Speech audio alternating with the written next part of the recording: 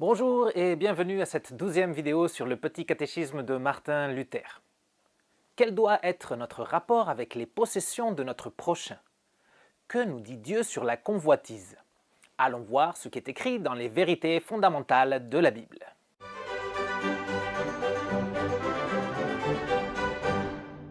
La convoitise n'est pas un sentiment négatif au départ. Convoiter quelque chose, c'est avoir le désir de la posséder, se sentir attiré par cette chose. Quand Dieu a créé le jardin d'Éden, il a créé des choses qui donnaient envie d'y goûter, des choses qui font naître un désir légitime. On lit dans Genèse 2:9. L'Éternel Dieu fit pousser du sol des arbres de toutes sortes, agréables à voir et porteurs de fruits bons à manger. On peut convoiter un poste de travail qui se libère. On peut convoiter une maison en vente, ou un nouveau modèle de voiture, ou un téléphone portable. Il n'y a rien de mal à tout ça. D'ailleurs, le désir est une création de Dieu et ce sentiment nous sert à pourchasser notre bonheur et à nous efforcer pour obtenir ce qui nous plaît. Jésus a convoité un moment spécial avec ses disciples. Il est dit dans Luc 22:15. Il leur dit « J'ai vivement désiré manger cette Pâque avec vous avant de souffrir ». Il se trouve que le verbe qui s'est traduit ici comme vivement désiré est traduit ailleurs dans la Bible comme convoiter. Jésus a eu un désir profond de partager son dernier repas avec ses disciples et d'instituer la Sainte Seine. On reviendra sur le sujet de la Sainte Seine dans une autre vidéo. On lit aussi dans 1 Timothée 3:1. Cette parole est certaine. Si quelqu'un aspire à la charge d'évêque, il désire une œuvre excellente. Dieu voit d'un bon œil que certains chrétiens aspirent à la charge de pasteur et qu'ils convoitent ce poste de service. Encore une fois, la convoitise en elle-même n'est pas un péché. Ce qu'il y a de mauvais, c'est quand l'objet qui est convoité appartient à quelqu'un d'autre. Nous lisons dans Exode 20:17. « Tu ne convoiteras pas la maison de ton prochain, tu ne convoiteras pas la femme de ton prochain, ni son esclave, ni sa servante, ni son bœuf, ni son âne, ni quoi que ce soit qui lui appartienne. » Dans ce verset, nous trouvons les deux derniers commandements. Les deux parlent de la convoitise, mais ils font une différence quant à l'objet de cette convoitise. Le 9e commandement nous interdit de convoiter la maison de notre prochain, ni quoi que ce soit qui lui appartienne. Le 10e nous interdit de convoiter le conjoint de notre prochain et ses employés ou son bétail. Mais avant d'entrer dans les différences entre ces deux commandements, nous allons voir ce qu'ils ont en commun, c'est-à-dire convoiter ce qui ne nous appartient pas. On lit dans Jacques 1, 14 et 15. « Mais chacun est tenté quand il est attiré et entraîné par ses propres désirs.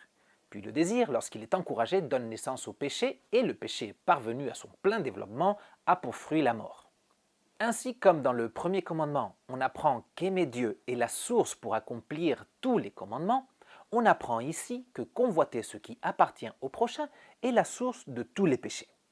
Désirer les possessions du prochain, c'est la première étape pour le péché. On les désire tellement que si cette convoitise n'est pas stoppée par le commandement, elle donne lieu à la deuxième étape, l'élaboration d'un plan pour s'en approprier. La troisième étape est le passage à l'acte. Regardez ce que dit Jésus dans Matthieu 23:14. « Malheur à vous, spécialistes de la loi et pharisiens hypocrites, parce que vous dépouillez les veuves de leurs biens tout en faisant pour l'apparence de longues prières. À cause de cela, vous serez jugés plus sévèrement. » Les pharisiens convoitaient les possessions des veuves. Pour s'en emparer, ils les faisaient payer très cher pour un service de prière. Sous un air de piété et de bonté, ils les dépouillaient de tout ce qu'elles avaient. De cette façon, ils transgressent le 7e commandement, commandement qui protège les possessions de chacun. Il y a des personnes qui pensent à détruire la réputation de leur chef pour pouvoir obtenir son poste. Ils transgressent le 8e commandement qui protège la réputation. Il y a des personnes qui usent du droit pour ne pas partager un héritage avec les autres membres de la famille. Ils transgressent le 4e commandement qui protège la famille. Il y a des personnes qui, dans le sport, cherchent à faire du mal physiquement à quelqu'un afin de prendre sa place dans l'équipe ou de l'empêcher de participer à une compétition. Ils transgressent le 5e commandement qui protège l'intégrité physique. Le 9e commandement, en particulier, nous interdit de convoiter ce qui appartient à quelqu'un d'autre. Par contre, quand on parle du conjoint et des employés du prochain, on ne les considère pas comme des possessions. Dans le 10e commandement, le péché consiste à utiliser la ruse afin de séduire et de convaincre le conjoint ou les employés de notre prochain de l'abandonner pour venir vers nous. On ne peut pas voler le conjoint de quelqu'un, mais on peut l'influencer pour que de sa propre volonté, il s'éloigne de lui. On transgresse ici le 6e commandement qui protège les couples mariés. Pour vaincre la convoitise, le désir de ce qui est interdit, il faut d'abord apprendre à se contenter avec ce qu'on a. On lit dans Hébreux 13,5. Que votre conduite ne soit pas guidée par l'amour de l'argent, contentez-vous de ce que vous avez. En effet, Dieu lui-même a dit « Je ne te délaisserai pas et je ne t'abandonnerai pas ». La foi en Jésus-Christ nous donne l'assurance que Dieu nous bénit et qu'il prend soin de nous. Il nous a promis qu'on ne manquera de rien. Pour vivre libre de la convoitise, il faut surtout savoir être content avec ce que Dieu nous a donné. On peut désirer une maison comme celle de notre voisin, mais on n'a pas besoin de s'emparer de la sienne. Il nous faut plutôt prier et faire tout notre possible pour avoir la nôtre. Un autre conseil pour se libérer de la convoitise, on le trouve dans Philippiens 2,4. Que chacun de vous, au lieu de regarder à ses propres intérêts, regarde aussi à ceux des autres. Pour vivre libre de la convoitise, il faut regarder un peu moins vers soi-même et ce qui nous manque. Dieu est celui qui regarde vers nous et qui nous bénit abondamment. Il est celui qui nous prend en charge.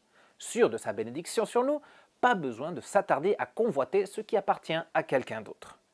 Ainsi, comme il y a une nuance entre ce qui est interdit dans ces deux commandements, il y a aussi des différences sur ce que Dieu attend de nous. Lisons d'abord l'explication du 9e commandement qui se trouve dans le Petit Catéchisme. Nous devons craindre et aimer Dieu afin de ne pas désirer l'héritage ou la maison de notre prochain et de chercher à les obtenir par ruse, par fraude ou par apparence de droit, mais de l'aider à conserver ce qu'il possède. Par le 9e commandement, Dieu nous demande d'aider notre prochain à conserver ce qu'il possède au lieu de vouloir s'en approprier. À travers nos conseils et nos actions, on peut aider notre prochain à prospérer et on peut se réjouir avec lui des bénédictions de Dieu. L'explication du 10e commandement dans le catéchisme dit ce qui suit. Nous devons craindre et aimer Dieu afin de ne pas détourner ou éloigner la femme, les employés ou le bétail de notre prochain, mais de les exhorter à demeurer avec lui et à remplir fidèlement leurs devoirs. Par le 10e commandement, Dieu nous demande de faire notre possible pour que le conjoint et les employés de notre prochain restent avec lui. Au lieu d'encourager une personne à divorcer, on doit l'aider à surmonter sa crise conjugale, et puis on peut toujours prier Dieu pour qu'il les bénisse et qu'il les aide en tout. Si un employé de la concurrence vient nous demander un emploi dans notre boîte, on devrait l'encourager à rester dans son poste, et pourquoi pas parler avec son chef pour qu'il le reconnaisse davantage et lui donne une augmentation de salaire. En définitive, ces deux derniers commandements nous demandent de garder à l'esprit la bénédiction de Dieu sur nous. De cette façon, on pourra vivre content, libre de la convoitise et le cœur rempli de bons désirs conformément à l'amour de Dieu. Et voilà, on est arrivé à la fin de la vidéo. Si tu as aimé, clique sur j'aime et partage. Bien sûr, tu peux aussi laisser un message dans les commentaires.